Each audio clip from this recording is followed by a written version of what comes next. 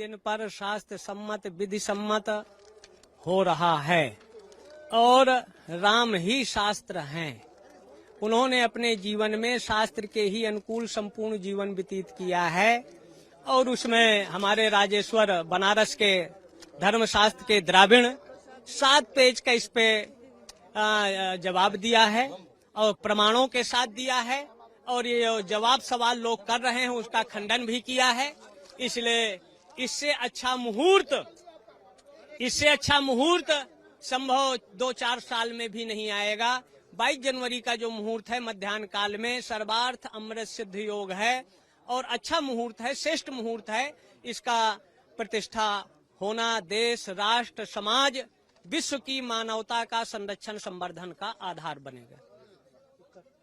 जिस तरह से नहीं जा रही, क्या कहना चाहेंगे पॉलिटिकल पार्टी के बारे में जो लोग यहाँ पे कह रहे कि ये राजनीतिकरण हो रही है?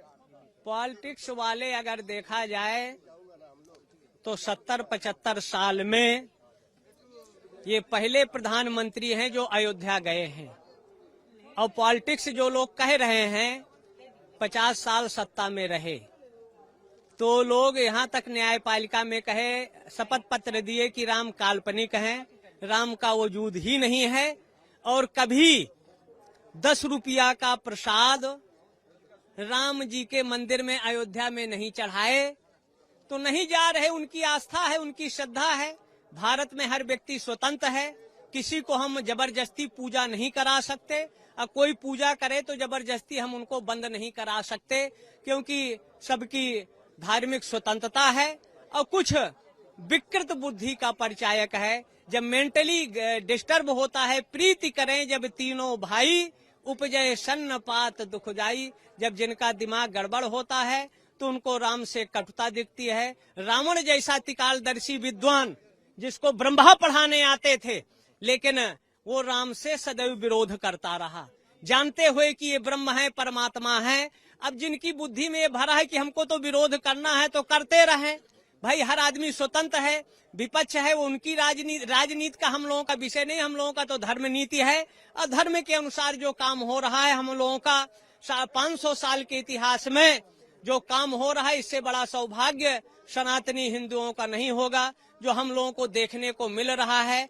हाँ, वो दिन भी देखे हैं 89-90 में जब गोली मारी गई और लाशें पड़ी थी, कुत्ते ढनगना रहे थे और जिंदा पुलिस वाले पत्थर बांधकर सरजू में बहा रहे थे, वो भी देखा है सरकार।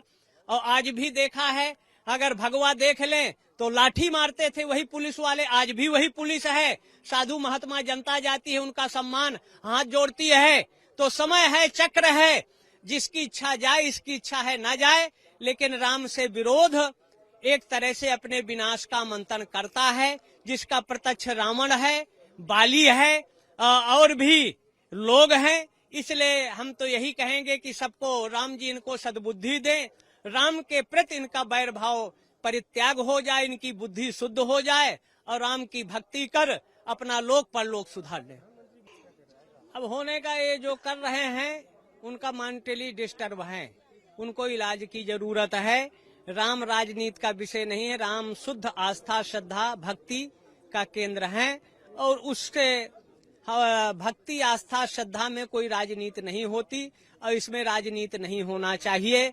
प्रधानमंत्री आ रहे हैं, इससे अच्छा सुखद क्या होगा? यही नहीं, प्रधानमंत्री सोमनाथ में भी गए, काशी विश्वनाथ का जीर्णोद्धार कराए, केदार जी में गए और जहां 3 हमारे यहाँ ITI थे आज कम से कम 27 हो गए।